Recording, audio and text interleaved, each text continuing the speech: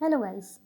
आज है 15 अक्टूबर। आज क्या है 15 अक्टूबर। तो आज हम 15 अक्टूबर के बारे में ही डिस्कस करने वाले हैं कि आज के दिन क्या स्पेशल है, किस किस का जन्मदिन है, जिनने हमको योगदान दिया हिस्ट्री में, क्या स्पेशल है, और इसके बारे में हम लोग डिस्कस करेंगे। तो ये वीडियो आपके लिए काफ़ी हेल्पफुल रहने वाला है। ठीक है, तो चलिए आज सबसे पहले से हम डिस्कस करते हैं। आज क्या है, वर्ल्ड स्टूडेंट्स डे। क्या है, वर्ल्ड स्टूडेंट्स डे, विश्व छात्र दिवस। विश्व छात्र दिवस हम रिपीट कर रहे हैं, सबको याद रहे। ठीक है, तो ये क्यों मनाया जाता है, इसकी घोषणा कब की, कब से शुरुआत हुई, इसके बारे में हम डिस्कस करते हैं। ठीक है, तो ये जो हमारे भारत के 11वें राष्ट्रपति थे, भारत के 11वें राष्ट्रपति थे कौन, अब्दुल कलाम। कौन थे, अब्दुल कलाम। तो इनकी जन्मतिथि क्या थी, 15 अक्टूबर 1931। 15 अक्टूबर 1931। तो इन्हीं के जन्मदिन के मौके पर ही यूनाइटेड नेशन संयुक्त राष्ट्र ने घोषणा की थी विश्व छात्र दिवस मनाने की।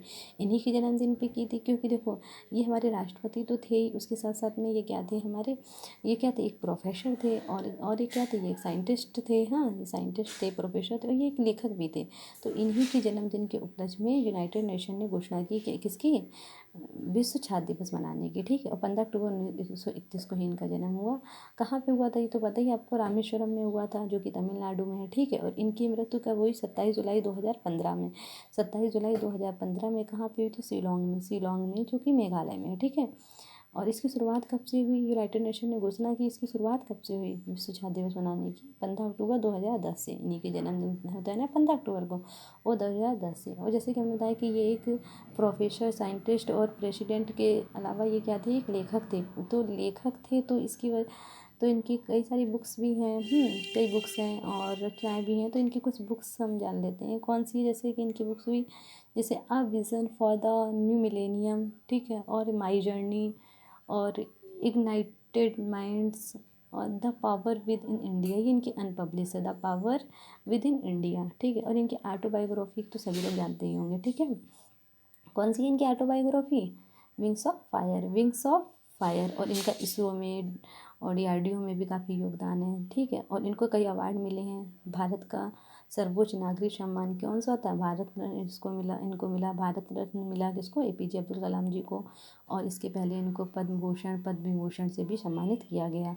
और साइंटिस्ट थे तो उस क्षेत्र में भी इनको काफ़ी अवार्ड मिले। ठीक है, तो ये हो गया एपीजे अब्दुल कलाम के बारे में थोड़ी जानकारी। ठीक है, अब सेकंड नंबर पे हम डिस्कस करते हैं मुग़ल सम्राट अकबर। सबको ही जानता होगा मुग़ल सम्राट अकबर के बारे में। ठीक है, इनके भाई नौरत्न थे इनके दरबार में। ठीक है, तो इनका जन्म भी होता है 15 अक्टूबर को। देखो एपीजे अब्दुल कलाम का भी होता है और इनका भी जन्म होता है 15 अक्टूबर को। इनका कब हुआ था, 15 अक्टूबर 1542 में हुआ था। ठीक है, हाँ, ये मुग़ल डायनेस्टी से थे ना, मुग़ल साम्राज्य से। 15 अक्टूबर 1542। इनका जन्म वैसे कभी पूछता नहीं है। उनकी मृत्यु हुई थी 27 अक्टूबर। अक्टूबर में जन्म हुआ था, अक्टूबर में इनकी 27 अक्टूबर को ही इनकी क्या हुई, डेथ हुई 1605 में। ठीक है, इनका वैसे पूछता क्या, टाइम पीरियड, शासनकाल पूछता है। जब भी कभी पूछता है तो क्या पूछता है, शासनकाल पूछता है। तो क्या था, 1556 से 1605। ठीक है, 1556 से 1605। और इनके पिता कौन से, हुमायूं। हुमायूं, बाबर में कन्फ्यूज मत हो जाना, वैसे कुछ लोग कन्फ्यूज भी हो जाते हैं। ठीक है, देखो बाबर था, फिर हुमायूं था, फिर कौन था, अकबर था, फिर इसके बाद कौन आया, जहांगीर।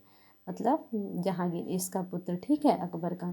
तो देखो बाबर का पुत्र आया था हुमायूं, हुमायूं का पुत्र अकबर, अकबर का पुत्र जहांगीर। ठीक है, और माता कौन थी अकबर की, हमीदा बानो बेगम। हमीदा बानो बेगम। ठीक है, इसका जन्म कहाँ हुआ था, अमरकोट सिंध में हुआ था, जो कि पाकिस्तान में है। और मृत्यु इसकी कहाँ हुई थी, फतेहपुर सिकरी आगरा में। फतेहपुर सिकरी आगरा में। और हमने बताया इनके 9 रत्न थे, तो आप लोगों को 9 रत्न पता होगा।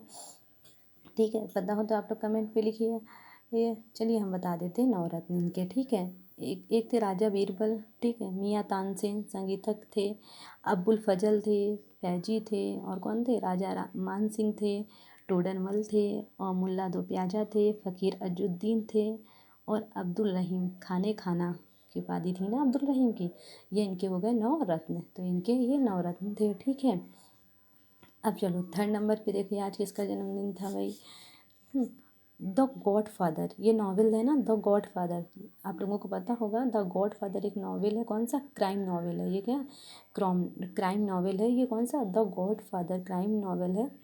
और इसके जो लेखक थे मारियो प्यूजो, अमेरिकन राइटर थे, इनका भी जन्म आज हुआ था। ठीक है, तो इनके इनका जन्म तो वैसे नहीं पूछता है, इनका क्या पूछता है कि द गॉड फादर के राइटर कौन थे और ये कैसा नावल है, तो ये कैसा क्राइम नावल है, ठीक है। और मारियो पुज़ो, हमने जन्म के बारे में आज डिस्कस कर रहे हैं तो बता दिया कि इनका भी जन्म आज 15 अक्टूबर के दिन था, ठीक है, 1920 को हुआ था, ठीक है।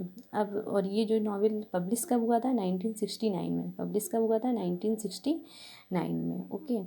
और चलिए फोर्थ नंबर पे महान संगीतकार शंकर जयकिशन की जोड़ी है ना संगीतकार में, तो उनका भी जन्म आज था 15 अक्टूबर 1922। तो ये आ गए दो, फिल्म जगत से आ गया। एक नीचे और है, American Indian film maker Mira Nair का नाम सुना ही होगा आप लोगों ने। तो मीरा नायर का जन्म भी हुआ था 15 अक्टूबर 1957, उड़ीसा में हुआ था। कहाँ हुआ था, उड़ीसा में। ये इंडियन फिल्म मेकर है, अमेरिकन भी, और American Indian film maker Mira Nair. अब देखिए लास्ट में जो है वो बहुत ही इंपॉर्टेंट है कि जो हमारे सूर्यकांत त्रिपाठी निराला जी हैं, इनको तो सभी लोग जानते होंगे, हिंदी में इनका काफ़ी योगदान है।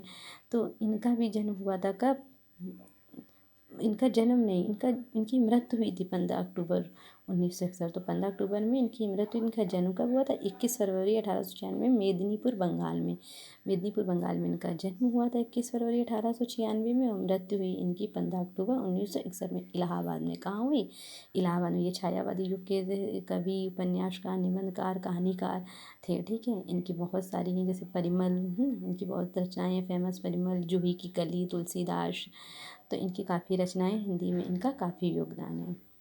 तो ये आज हमको पता हुआ ना कि 15 अक्टूबर के बारे में क्या है स्पेशल, ठीक है।